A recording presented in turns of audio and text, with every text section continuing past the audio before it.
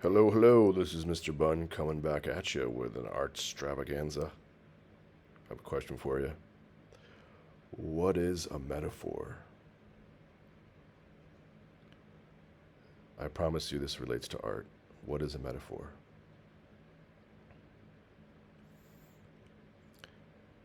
What is the difference between a metaphor and a simile? For all you English class lovers, what is the difference?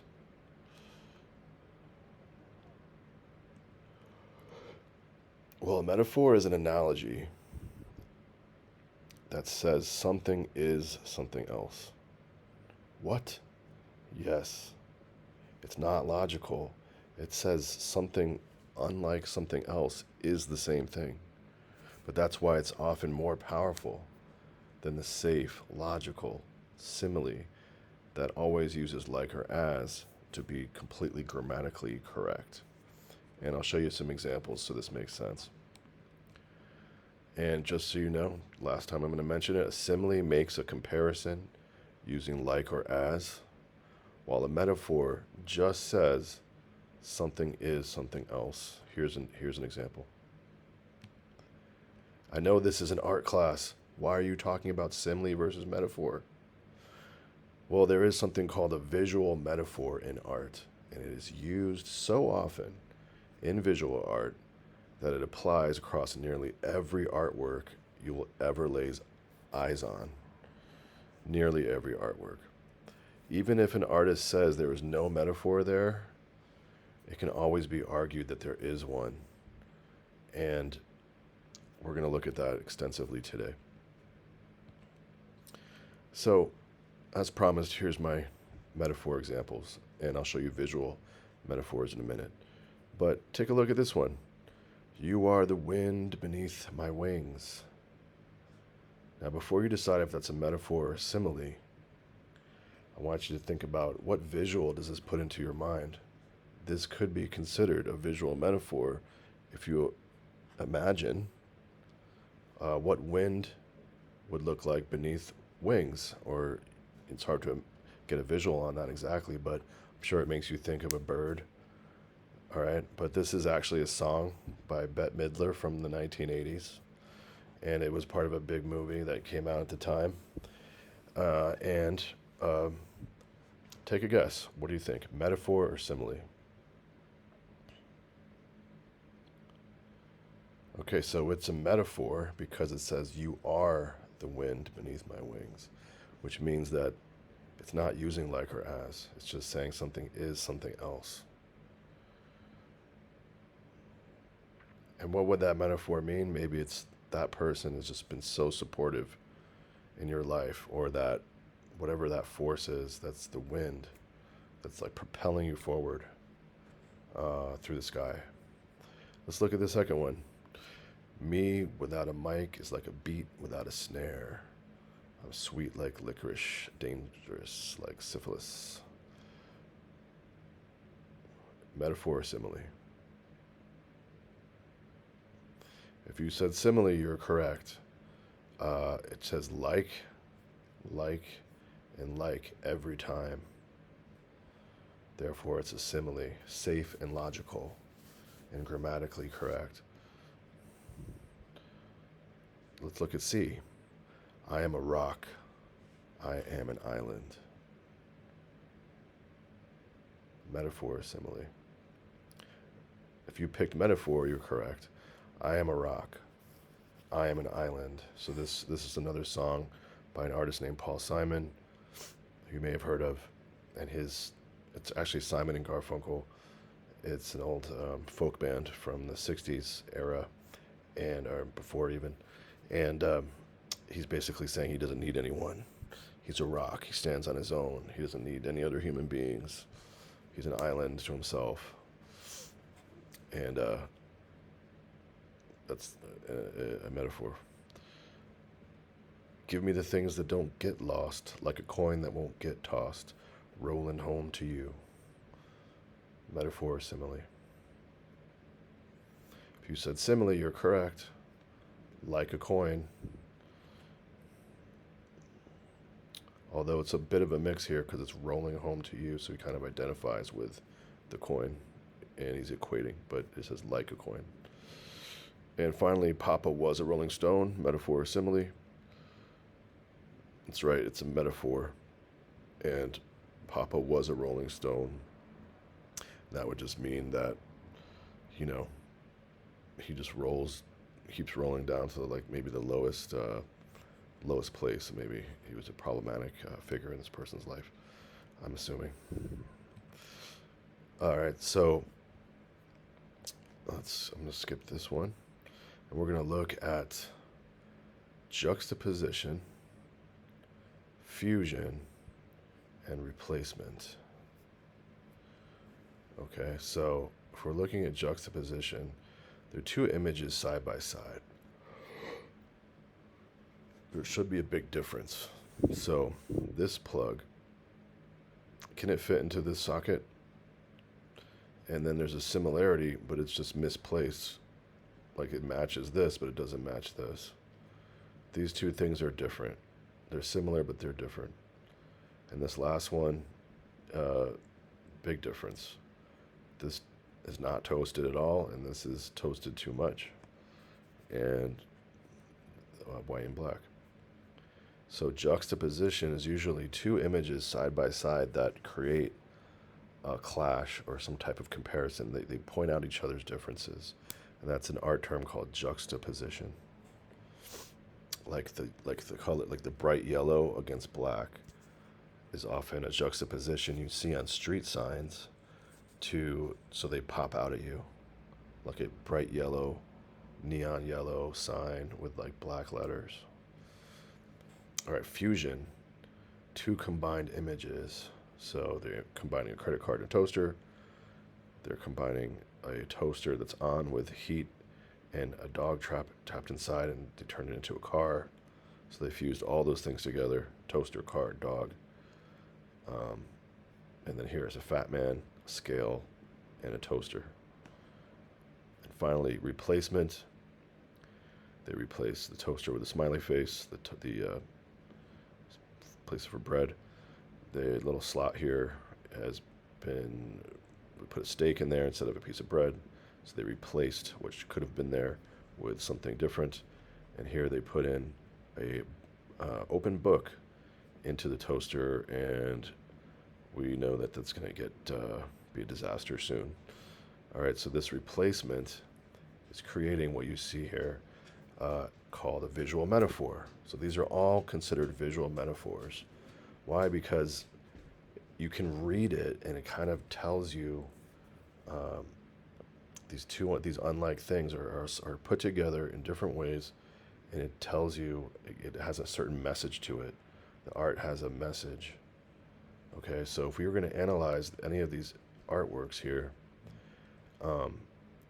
what message could we get from this? So I'm going to ask you to take a look at this one in the middle here with the dog in the toaster car. What do you think the artist's message could be here?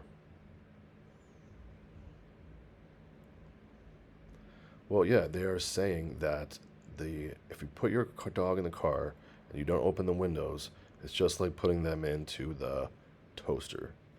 Okay, so they're comparing the toaster with the vehicle and the effects of a hot car on a innocent animal trapped in the hot car.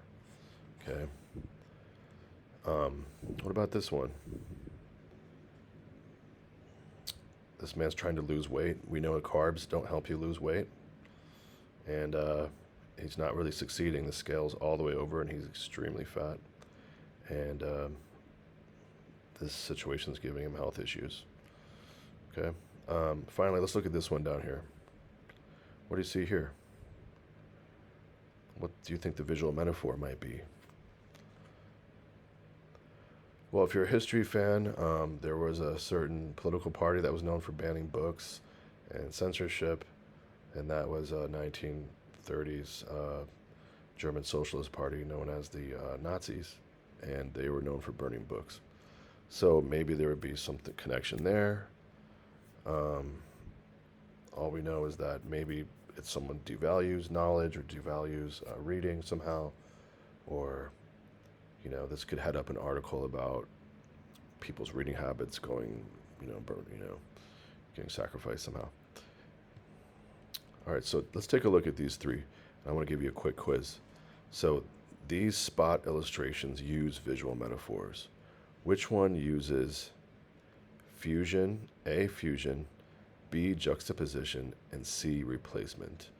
So look at the three of these, and I'm going to tell you the answer at the end here, but I'm going to help you out with it, okay? So we're going to look at the, what do we see here? Okay, so we see a woman's face putting on lipstick. Normally she'd be holding a what? So what do you think that is? Fusion, juxtaposition, or replacement?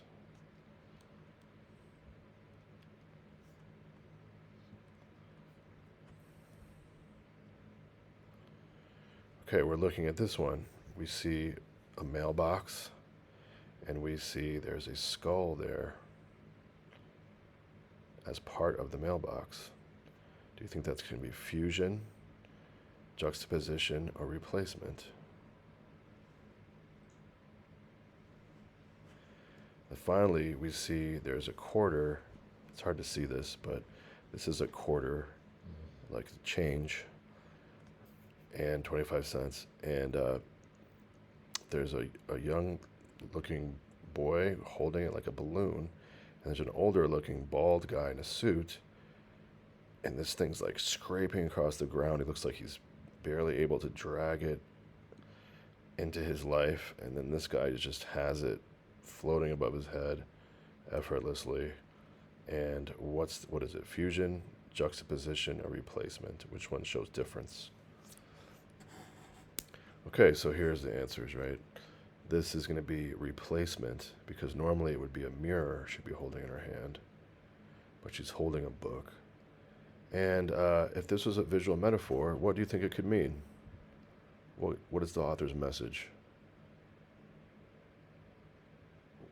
So yeah, it could be a message about maybe it's like the top of an article in the New York Times. Hey, female literacy. Look at all the women and girls who are reading these days. It's amazing. They're getting highly educated. They're not just thinking about their looks all the time. They're also getting deep into knowledge of all different kinds of fiction, nonfiction. Okay, what about this one? Well, there's a skull in a mailbox. So what does the skull usually mean? Could be danger, right? Could be danger. Something dangerous could be in the mailbox. There was a time when, in the early 2000s, where they were saying the vice president of the United States got a powder in his mailbox, and they thought it was biological warfare, a disease called anthrax, and they tested it for anthrax. I don't remember if it was true or not. I think there was a lot of things that were not true back then. But anyway, or there was a guy called the Unabomber for a while that was sending packages that could explode in the mailbox. Or maybe it's just a metaphor about getting junk mail. And it's just, you're like, oh, I don't want that junk mail. What's the point? It just gives me stress, kills me. Something like that. And then finally, looking at these two, what do you think the meaning could be? Well, there's a big juxtaposition here. So if you picked juxtaposition, so I mean, this one was fusion. And if you picked because we're fusing the two images together, the skull and the mailbox fused together. And this one's juxtaposition. So we have replacement, fusion, juxtaposition, because their experience of money is so different. He is struggling to get this money into his life. He can't even, this guy's looking at him in disbelief, like, why is it so hard for you to have this money? I just have it, and it's like just sitting there, and it's a toy, it's a balloon, it's just fun, and it's a pleasure to have it. And this guy it's absolutely,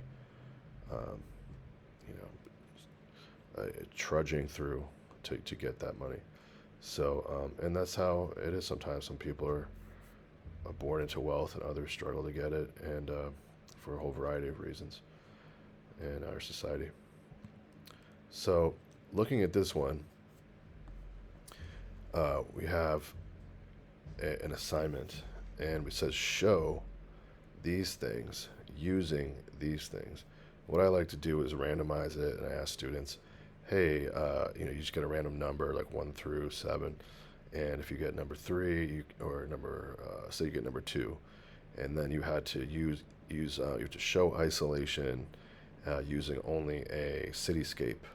So how would that student do that? You know. So I'm gonna show you an image, and I want you to guess which one it is. Okay. So take a look at this one, and we'll go back to the options here. Show what from this list using what.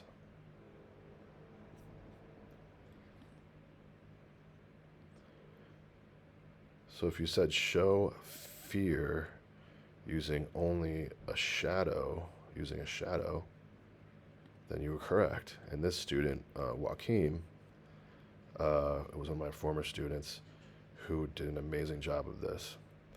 Now, one of the things I want to point out is there are 3 levels of analysis when you look at artwork or writing or any kind of art. There's often 3 levels of analysis. So there's literal comprehension is level 1. Look for facts. Look for things that are literally in the picture and the literal information, the things that are physically there. And then level 2 is kind of reading between the lines, getting inferences, drawing conclusions, inferring. What do you get from the context clues? And finally, you create a hypothesis, and you say, what is really happening here? What do you think? What's your hypothesis as to what's happening? And finally, you put the literal and inferential together, and this is similar to number 2, level 2, except you might learn a little bit more about the context, about the author's life, the creator's life, the artist's life, and you might know a little bit more about their desired effect on the audience by reading about them a little more. And then you derive their message from all that information. Then you have the so what. So this usually requires a little bit of outside information and the context, the history, the artists themselves. But level 2 is usually enough to you can kind of figure out your own hypothesis, and that really matters a lot too when you look at art. So I'm going to skip these, but I'm going to keep on this slide. I'm going to ask you these questions. What do you literally see? What is physically there? Level 2, what is your hypothesis about what the author or artist is saying? Level 3, what kind of lesson, morals, or author artist's message is here? So we're looking back to Joaquim, my former student. What do you think on level 1, what do we see? So level 1 analysis, we see it's done in pen, it's probably on paper, looks like it's on paper, looks a little scribbly, the lines are scribbly, there's shading, there's a light source coming from behind, there's a reflected light on the back of his head here, it's scribbled, the figure looks kind of maybe childish looking, maybe short, maybe a child. There's a shadow, there's legs, and then the shadow turns into a kind of what could be inferred as something scary or some type of monster, some type of boogeyman. And we could say this is a fearful image. And then the shadow's representing, and there's a whole saying like he's afraid of his own shadow, So if I were to make a hypothesis, I'd say maybe he was thinking about that old saying, or he was just trying to do the assignment, show fear using a shadow, and it's just what he came up with.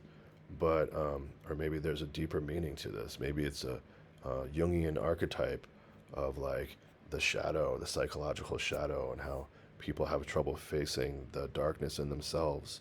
And we could go down a whole rabbit hole with that. And if we knew more about the artist's intent, we could really even confirm that, you know. But you can always make those hypotheses, you make the hypothesis yourself and say, this is what it means to me. I hang it on the wall because every day when I look at it, it reminds me I have to face my own darkness, my own shadow, and learn about myself and, become a better, stronger version of myself when I do that. Okay, so we're going to look at, because we're looking at Latino, Latina, Latinx heritage, and Wednesday you'll have a chance to do some arts and crafts in the quad for Latinx, Latino, Latina heritage, Hispanic Heritage Month. So see how Latino artists are shaking up the contemporary art scene. So we're just going to apply this method to some of this artwork. So Latino Caribbean artists shaking up the scene, and we're going to look at this one first. This is called Naranja, which means orange. And this is by an artist named Paulette Franceres Gallo. And what do we see here?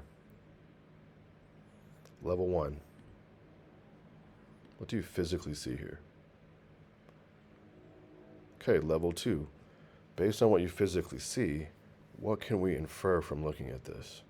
What is your hypothesis about what the author or artist is saying? And we can look a little closer. What do we literally see, and how do we put those two things together? So if you look at her expression, there's kind of a powerful look in her face, right? And if you see, that's made up of tiny, tiny dots all over. And there's so many dots that make up the image. And look at how these dots create this like awesome ring here, earring, and the fabric folds on her headdress, and the expression on her face. And she could be, Latina, she could be a mixed race, she could be Afro-Latina or Black Hispanic. And we notice that she has a confident look to her powerful kind of gaze. She doesn't look like she looks like she's feeling powerful to me. So if I put those two things together, all these tiny dots and that expression on her face, then it makes me, if we put those two things together, tiny dots all over the place, and the expression, what is your hypothesis about what the artist is saying? Okay, so let's get a little more information so we could really support art. So if we look at this, artist and designer Paulette Franceres Gallo hopes to inspire women and girls to appreciate and use that infinite power they all carry inside. And this is the color in the background represents energy and warmth, both traits that relate with women's female power and their love of their roots. So to her, orange is a powerful color, and all these tiny dots kind of remind me of stars and her gaze, and it's just kind of saying, hey, women have this incredible hope, inspiration inside of them, and this infinite power, just like all the stars in the sky are infinite. And they carry this inside of them.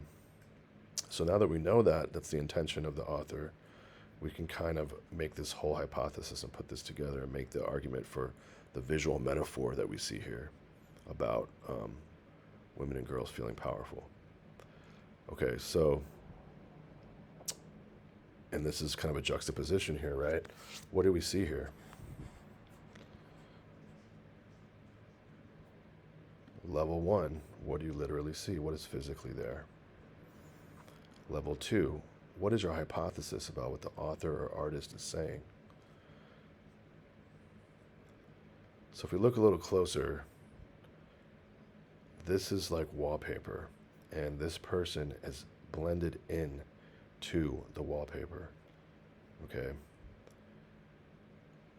There was an old saying that I used to, if you watch old movies or read old comic books, or like Spider-Man would be called a wallflower. Like Peter Parker, forget about him.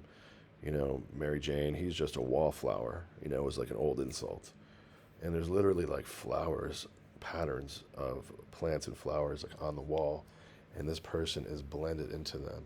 So it could have to do with that, old saying again, but also it could have a very serious meaning, like this person's identity. They're trying so much to assimilate to their new environment here that they're just getting kind of erased and blending in with the atmosphere. Um, and they're hiding. They're covering their face. When you cover your face, you're not showing yourself. You're not showing how you feel, how you think, your identity. Um, this is even more than masking. It's just completely erasure almost. And if you look at some of the words that they have here, this is called the secret. So, what kind of lesson, morals, or artist messages here? Let's try to figure that out. Um, so this is Cecilia Paredes' photographic series, Paisajes, Landscapes, suggestively camouflages the artist's own body against intricate and ornamented backgrounds. Painted with great detail, her skin merges seamlessly with the green and beige wallpaper around her.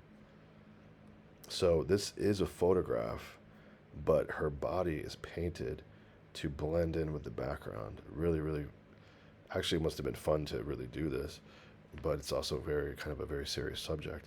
The pattern of the paper suggestively brings nature and the feminine body together, even as it threatens to occlude, like absorb her form, to cover it up.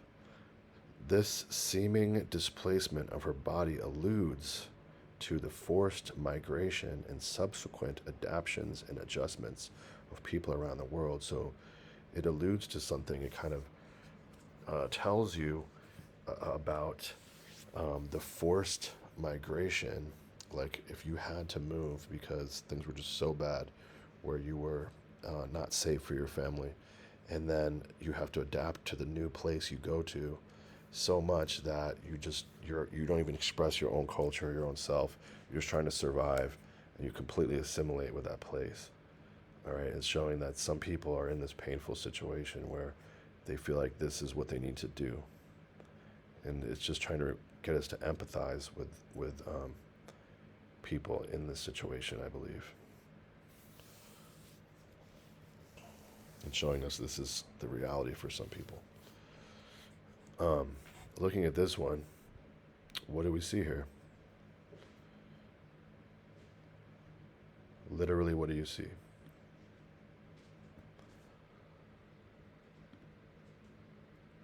And we see, what I see here is an easel, and the easel's floating above her hand. So it looks like, I don't want to do any meaning yet. I see clouds painted behind her, and I see little different squares and triangles, and a woman's face, and her eyes have a certain look to them. Okay, so that's level one. What's your level two?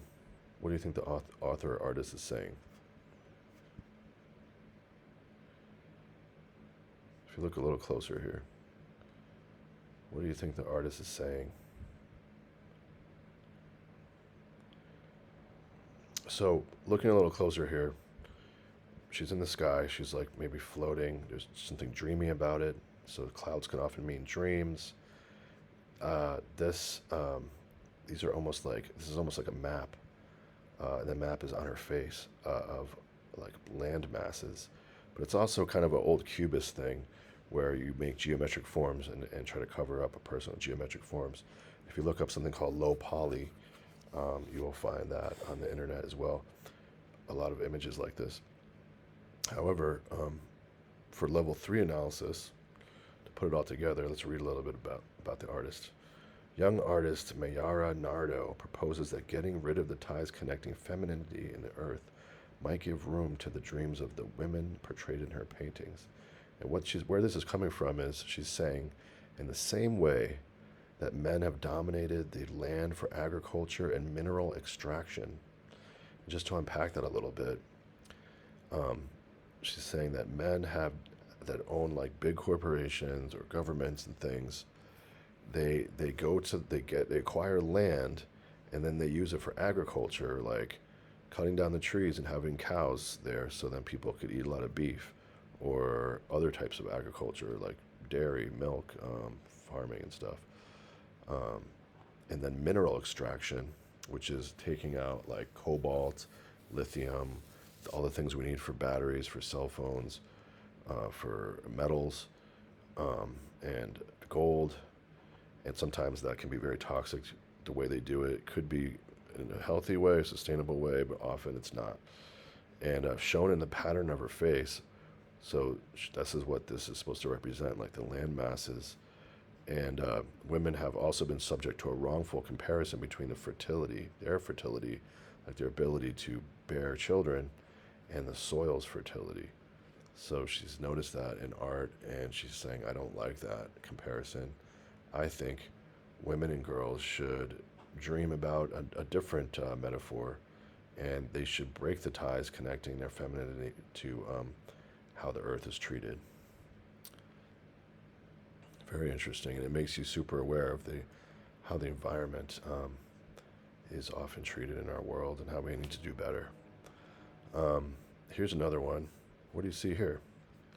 Level one. What do you literally see? What is physically there?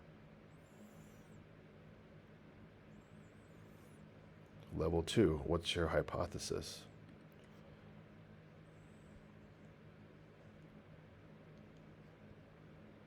Finally, level three. Let's look at what the artist figure out a little bit about the artist. Coming from a family that has roots in Haiti's modern history and popular culture, Tessa Mars's work pushes back against the way her country's history has traditionally been represented in art. So, if you know a little bit, and you might need to learn a little bit about Haiti to understand this too, because a lot of Haitian history, artwork, culture is not getting through to the rest of the world for some reason. And their neighbors, the Dominican Republic, the other half of the same landmass, um, probably might have an easier time of it in some ways when it comes to getting some of their artwork through. If I remember some Hollywood films recently that were featuring Dominicans, and they both need to be expressed and seen in society and the wider world. Family and artist Tessa Mars calls the riddle of identity are the dominating themes in the portrait series. Those I know, those I don't know. And they're conceived to honor her ancestry and particularly the legacy of her grandmother. So it's a personal work for her about her ancestry, but it's also like if your culture was there, but people don't see it, it's kind of like this, right? It's another thing about blending in. It's another metaphor of like, hey, we're here, but you can barely see us, but we see you. This is different than this one in that this person doesn't want you to see them, and they don't want to see you. They're just trying to maybe get by hiding. And then this person is looking right at us from their concealed place. So, very interesting stuff. So, I want to just take one quick foray into someone who is not Haitian or Afro Latina or Latino or Hispanic or Latinx, and but he is Latinx adjacent in that he helped this person become successful, who is Basquiat. Basquiat is another person who's also Haitian and Puerto Rican, and he liked to make art from a young age. He was interested in anatomy and so on. And some of his artwork is very hard to interpret. So I want to put some challenging art in front of you and say, what do you think? This is by Andy Warhol. He was a graphic designer for a long time. He became one of the first successful pop artists. Some would say that he started the pop art movement. And pop art is this. When you look at this, where do you find the metaphor? Where do you find the visual metaphor? What do you think? What do you see? Literally, level one, what do you see? Let's put it through the process.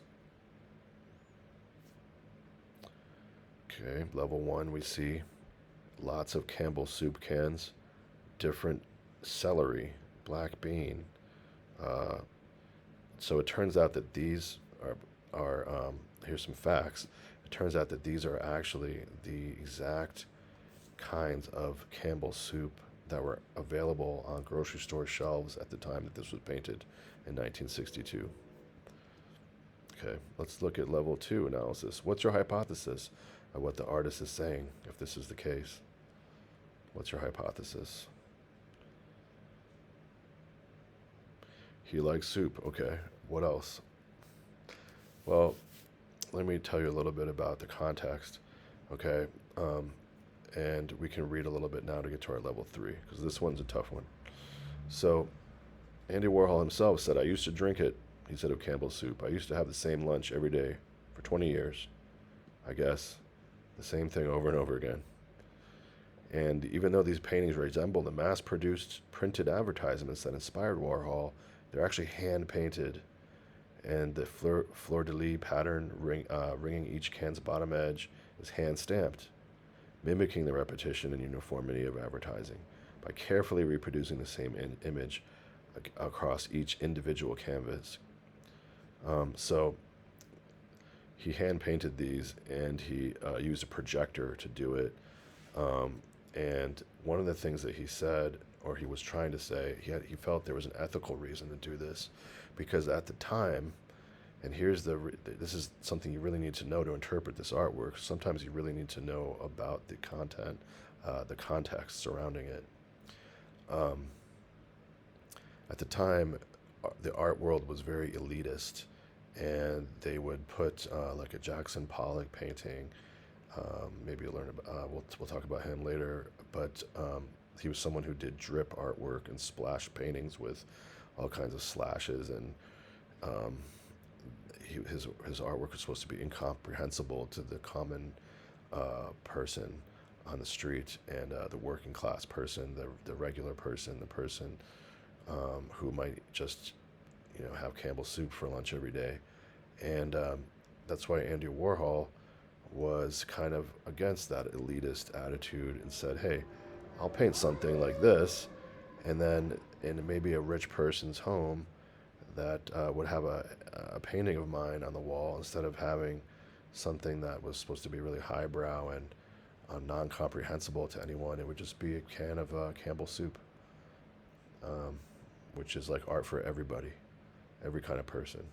Black, brown, short, tall, white, purple, every type of person out there, especially the purple ones. All right, so, and then finally, this is another artwork that might be hard to interpret, okay? This is Basquiat. What do we see here? Level one, what do you see?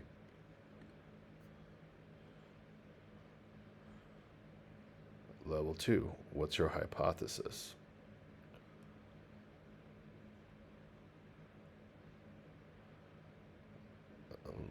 Level three, let's read about it a little bit. So, here's an interesting commenter, top 1% commenter. I used to approach Basquiat paintings like riddles. Certainly there were secret meanings hidden in the wordplay. Actually, there is often, and we can look at one of those in a minute. But it's usually much more surface level. He's just adding in random details from his environment, like Kaiser Soze making up a story. If he hears something weird in the radio, something's in a magazine caught his attention, he just adds it in, whether it fits or not, or especially if it doesn't fit. He creates this impression of modern life where we're all being flooded with words and images and rubbish and nonsense constantly. This one reminds me of that. The artist as Riddler, leaving the protagonist clues he's not intended to understand. Like the Riddler was this villain from the old Batman TV series and comic books who would just, try to mislead Batman and Robin, and they'd have to figure out where he really is in some warehouse and kidnap somebody and, try to figure it out. But that's probably me reading the painting like it has some secret meaning when there's nothing to be gained here. So other people were just kind of saying, oh yeah, he's overflowing with ideas and symbolism. He's just letting it play on the page. But this is his work. Here's another one. This means Lahara, and you can interpret it a little bit because Lahara is how you might say policeman in Puerto Rico, and how you pronounce it, because you would write it with a J. And then let's look at this one. This is the last one.